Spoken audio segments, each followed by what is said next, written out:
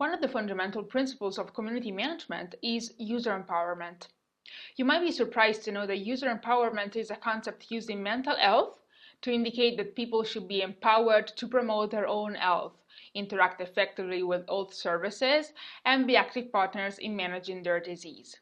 What this basically means is that these people should be given all the instruments and information so that they have the power to act.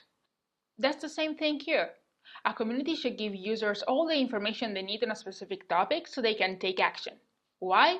Because users pay for it. Maybe not with money, but with something that might be considered even more valuable, their time and their attention. And you need to reward them. Time is the most precious thing we have, and if someone spends even 1, 2, or 3 seconds on your website or social media page, it's a huge thing, and you should be forever grateful for that. But also, you should do your best so that that person comes back, and to make this happen, this person needs to find valuable content on your page.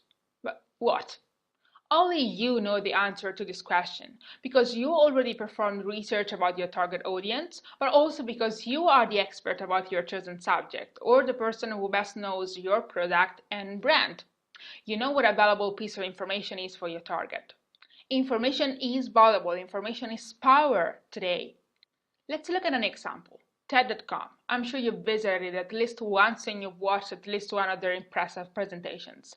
Why do people keep coming back on TED.com? Easy, because they always find new presentations, which means new information. Why do people care about that? Because that information can enrich their lives in many ways.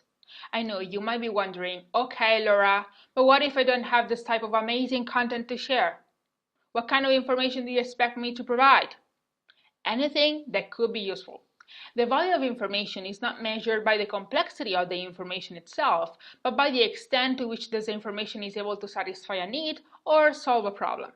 If you're selling gardening products, your target audience is probably interested in gardening and might be looking for great tips on how to keep the pests out of their garden or fertilize their plants, not for life-changing presentations about how to make the world a better place by 2030.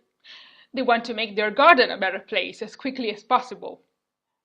Never ever think that what you have is not enough and is not worth sharing. Just give it a try and the response will certainly boost your confidence.